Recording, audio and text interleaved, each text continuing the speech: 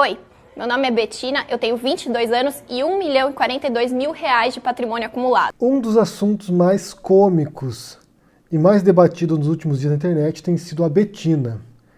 A Betina é a garota propaganda da Empíricos, que é uma empresa que ensina as pessoas a gerenciar o seu dinheiro. E essa Betina, o que ela diz é que ela, em 3 anos, passou de um patrimônio de R$ 1.500 para mais de R$ 1 milhão.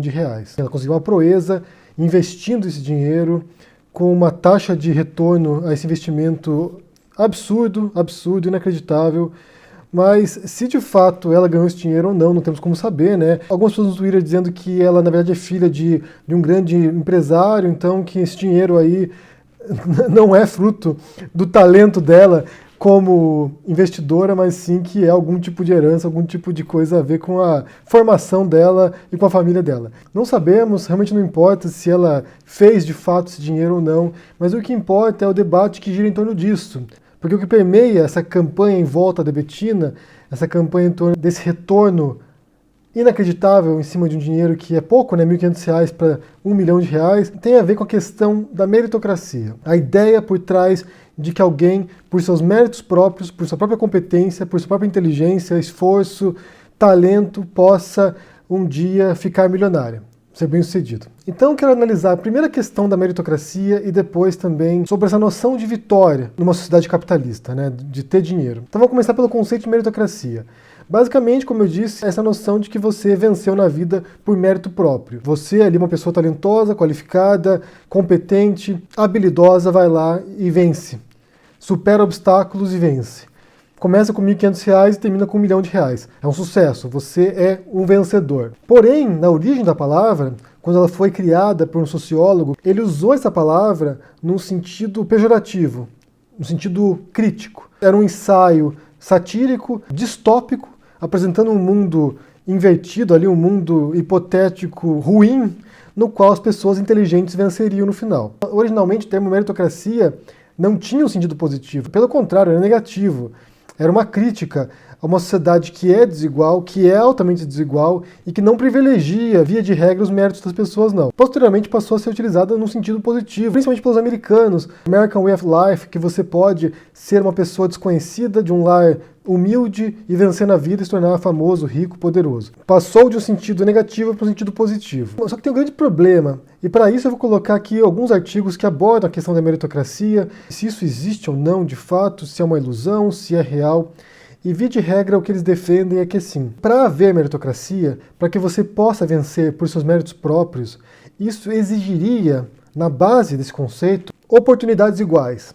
Que eu, você e qualquer outra pessoa tivéssemos igualdade de oportunidades, que nós pudéssemos partir de pontos de partida diferentes, não importa, mas que todos nós tivéssemos acesso a oportunidades semelhantes. Ou seja, um negro pobre poderia ter a mesma oportunidade que um branco de classe alta. Ou vice-versa também, que todos tivessem igualdade de oportunidade.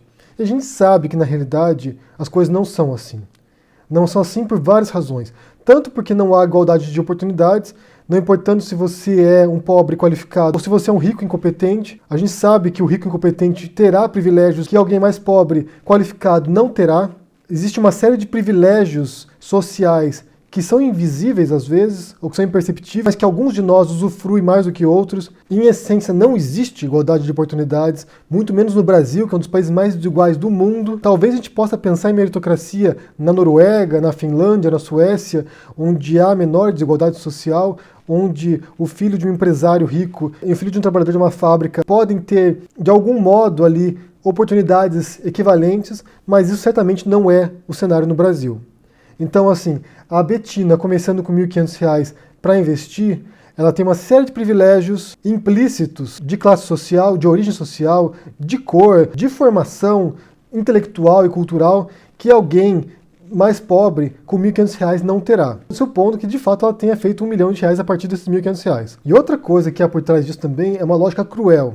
Porque, assim, quando você defende a meritocracia, e geralmente quem defende a meritocracia é a classe média e geralmente também aqueles que são bem-sucedidos. Você não vai ver alguém que fracassou na vida defendendo a meritocracia. Digo fracassou nesse sentido capitalista mesmo, nesse sentido financeiro, de conquistas materiais. E é uma lógica cruel porque quando você fala isso, né, eu venci na vida por meu próprio mérito, porque eu me esforcei, porque eu batalhei, porque eu sou inteligente, porque eu tenho talentos. Isso aí diz, de maneira indireta, que quem é pobre não tem mérito. Então assim, eu tenho mérito, eu venci. Você que é pobre, você não tem mérito, você não tem talentos suficiente para tirar você da pobreza. Você é um incompetente, você não trabalha duro. E sendo que a gente sabe também que na vida real, os que mais trabalham pesado não são os mais ricos. Quem realmente trabalha às vezes o dia inteiro, passa horas e horas em transporte público, dedica a vida inteira para o trabalho às vezes, não são aqueles que mais ganham com isso. São justamente aqueles que através do seu suor permitem que outros enriqueçam. E essa é a lógica do capitalismo. Essa é a lógica clássica do capitalismo. Desde sua origem no século XVIII até hoje. Os que mais trabalham, os que mais doam o seu esforço, são os que menos ganham. Então, utilizar esse discurso do mérito é cruel. É cruel. Hoje de manhã eu acabei de ler o livro excepcional do Gessé Souza, sociólogo brasileiro, chamado A Elite do Atraso. E ele aborda essa questão aqui. Ele diz que esse discurso da meritocracia é essencialmente um discurso da classe média brasileira. A classe média quer manter seus privilégios, quer defender os seus privilégios enquanto classe média, e para isso utiliza esse discurso. Nós vencemos não por privilégios que já são anteriores a nós, mas justamente porque nós temos um mérito, justamente porque nós temos talentos. Eu quero ler um trechinho aqui do livro dele. Diz o seguinte, cara. A classe média tende a imitar a elite endinheirada na sua autopercepção de classe como sensível de bom gosto, mostrando que essa forma é essencial para toda a separação das classes do privilégio em relação às classes populares. Mas a classe média adiciona a noção de meritocracia, de merecimento de sua posição privilegiada pelo estudo e pelo trabalho duro, mérito percebido como construção individual. Ainda que a meritocracia, como a noção de sensibilidade também, seja transclassista, a classe média é seu habitat natural. Ou seja, essencialmente o que ele diz é que esse discurso do mérito é uma defesa de privilégios que não percebemos. Porque a classe média, segundo Gessé Souza, tem acesso a bens culturais, a um capital cultural que quem é mais pobre não tem acesso. Então, acesso a livros, acesso a escolas melhores, acesso a uma formação melhor, é um substrato social e econômico que já dá uma vantagem para essas pessoas. Você pode não perceber isso. Você, classe média ou classe alta, pode não perceber esse privilégio que você tem implícito. Mas eles estão presentes e isso dá uma grande vantagem na hora de competir no mercado de trabalho, no mercado financeiro, onde quer que você vá. Isso afeta, inclusive, até o QI das pessoas. Pessoas que vêm de lares mais privilegiados costumam ter QI mais alto, justamente porque essas capacidades são privilegiadas e são estimuladas. Mesmo que uma família mais humilde diga para o filho, vá lá, estude, que você vai vencer na vida, há uma série de condições que já atrasam essa pessoa em sua classe social. Ela não terá acesso a certos recursos que outras classes terão. E talvez nem veja a possibilidade de ascensão social com base no seu contexto, no mundo no qual ela vive. Então esse conceito de meritocracia, ainda mais na sociedade brasileira, é uma mentira completa e absoluta. Se você tem casos, se você tem exceções de pessoas que eram pobres, que eram humildes, que eram nas condições mais adversas possíveis, que venceram na vida, essas são as exceções, que demonstram a regra. Você pode apontar nos dedos as pessoas que venceram a partir de condições adversas. Enquanto você tem um conjunto enorme de pessoas que vencem porque já partiram de privilégios que dão vantagem na vida para essas pessoas. Um dos exemplos de meritocracia atualmente que ele dá é a China comunista, que proporciona essa igualdade de oportunidade que seria essencial para a meritocracia existir. Por incrível que pareça, o exemplo de meritocracia não são sociedades ocidentais capitalistas, mas uma sociedade socialista. O que vai ser chocante para quem se diz liberal. E o segundo ponto que eu quero abordar aqui tem a ver com essa noção de sucesso no mundo ocidental, né? De você ser rico, e isso é ser bem-sucedido. Como se a medida de sucesso fosse dinheiro, fosse a sua conta bancária. Então a Bettina se apresenta como alguém que tinha um capital inicial de R$1.500 e depois de 3 anos, mais de 1 milhão e pronto, ela é uma pessoa bem-sucedida, é uma vitoriosa na vida, ganhou. Sendo que na verdade, se a gente for pensar de fato, o que há de importante na vida não é apenas o dinheiro. É claro que ninguém quer ser miserável, ninguém quer morar na rua, ninguém quer ser pobre, que não possa comprar coisas mínimas para subsistência. Mas o que é de mais importante na vida são justamente aquelas coisas que o dinheiro não pode comprar. Tem uma história aí de uma enfermeira que escreveu um livro, que ela trabalhava com doentes terminais, ela escreveu um livro relatando o que as pessoas diziam no final da vida, né? Que elas se arrependiam. E a vasta maioria dessas pessoas não dizia que sentiu falta de ganhar mais dinheiro, de trabalhar mais, de ter um carro importado, de ter luxo, mas diziam que na hora da morte se arrependiam de não ter passado mais tempo com os filhos, com a família, de ter aproveitado a vida, de ter viajado, de ter usufruído da vida. Ou seja, o dinheiro elimina certas preocupações do dia a dia, certas preocupações desse mundo que a gente vive, de ter que pagar conta, por exemplo, mas ele não proporciona aquilo que é realmente valioso na nossa vida, nossa tão breve vida. Então julgar o sucesso por quanto você tem no banco para mim, pessoalmente, também é uma mentira, também é algo totalmente ilusório. É evidente que todos nós queremos ter uma vida na qual não haja preocupação financeira. Ou seja, ter 1 milhão na conta bancária aliviaria a vida de muita gente, a minha inclusive. Mas julgar o sucesso a partir disso me parece totalmente equivocado. É uma noção de sucesso que eu não quero defender. Então, assim, eu quero saber o que vocês pensam sobre essa questão aí. Primeiro, sobre a história da Bettina, se vocês viram essa história ou não, o que vocês acham, porque ela virou meme na internet.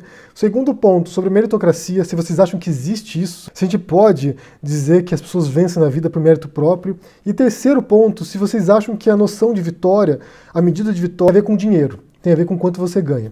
Me digam aí, deixem no comentário aqui embaixo, deixe o joinha, assine o canal, ajude no apoio, confira o meu livro que está na pré-venda aqui, Um Cego em Buenos Aires, e a gente se vê por aí. Abraço e até mais. Tchau! La gente está metida adentro como de una gigantesca telaraña que es la sociedad de consumo, que está montada en función de la acumulación. La gente ni siquiera es consciente de eso.